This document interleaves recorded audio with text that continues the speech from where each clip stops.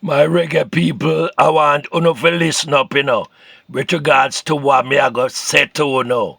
Listen up and listen good for this mania, Chris Blackwell, as Peter called Chris Whiteworth. Rob up the ghetto youths them from Trenchtown music. Bob Marley and the Wailers. And now it's like him a try for seek redemption. Listen to what me I say and listen. Listen good. Yes, listen my reggae people. Listen, listen. It's a good thing said that some of us from the early Trenchtown days are still around today to see how the thieves and the murderers and the scammers and the schemers who live their colonial slave masterish life in Jamaica rip off and suffer ghetto youths. I'm talking about my brethrens them and all of us from Trenchtown. You have heard about Bob Marley, Bunny, and Peter, the Wailers group. Well, there's a lot of us. I was also there with them. Keep in mind what I'm telling you. I was there with all of them. And now in this time, I see a man, Donovan Watkins, who is the head of the Music World Music Views, posted online, saying that Chris Blackwell, the owner of Island Records, who denigrated us, who stole Trenchtown people's music, whom Bunny wrote about in his Wailers trilogy, when Bunny wrote Murder, Robbery, Conspiracy, about this man, Blackwell. Yeah, man. He's in his 80s now. This is 2023. And CARDO and the Trenchtown crew still around. I call him out. Him a write books like him want forgiveness. Like him want redemption. After him suffer us. Because I can take you back to the very beginning. Because I was there in Trenchtown when them three brethren came into Trenchtown, to live into Trenchtown. And I was there as an original Wailing Wailer. As a matter of fact, I created the name Wailing Wailers, with so many people with their colonial connections and their racist and bigoted ways tried to suffer and kill certain truths. Even to try to kill out reggae music. Yeah, man. Which was the music that sends our messages to the world so that the world could see and at least understand our sufferings right there in prejudicial Jamaica. Yeah, man.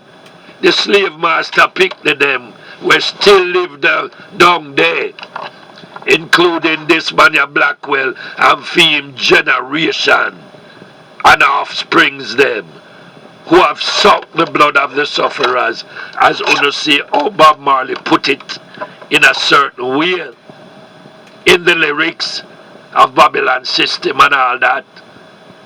Them mania and for them family and connections, for them retinue of murderers, have sucked the blood of the sufferers. When Bob wrote that with us, they suck the blood of the sufferers. They graduate thieves and murderers to keep sucking the blood. Now all of my brethren them basically have passed out. None of them have lived to see old age where they could have enjoyed the fruits of their labor. I go repeat that. Keep in mind, none of my brethren and sisters them are alive who follow the music and think this man would have really helped them with fairness and equality and justice. Him rob them up. None of them are alive today. Alright? Listen. I created reggae music. I copyrighted reggae music. The Jamaican people, government, politicians in those days down there, anything or anyone who lived in Trenchtown was looked at in a racist slave mentality way, that we are nobody. Yes, man. That's why Bob put it also in the song. We let him put it in the song. When them say, can anything good come out of Trenchtown? That's what they, remember that song Trenchtown Rock? I want to listen to them. Listen to it over and over. And listen to the song Babylon System.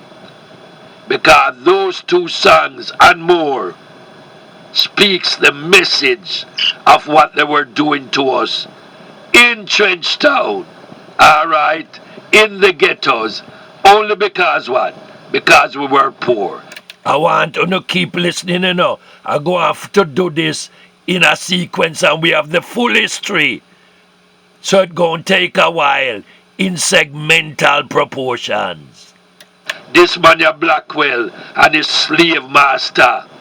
Him is the son of slave masters. People, yeah man, control the wealth down there. Influential, running the government. Yeah man, under the same British monarchy system. Yeah man, still go on for years, years, and we suffer through it. It's a good thing I went to school at the time. Alright, starting with the music, went to school, come back now and have a little bit more education to figure out what the money are going with.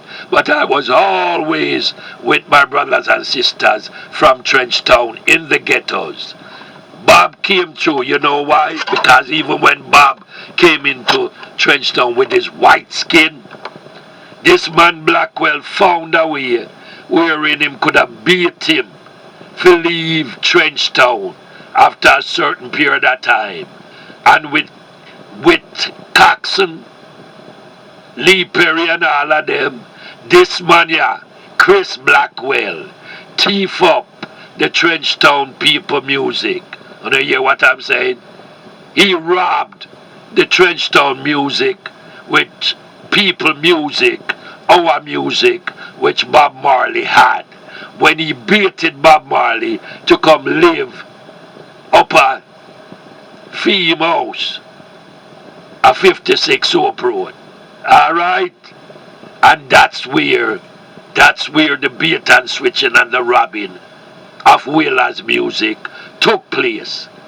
So when them a go write book now, 2023, and a sell book, like him a try to free up him conscience before him finally croak.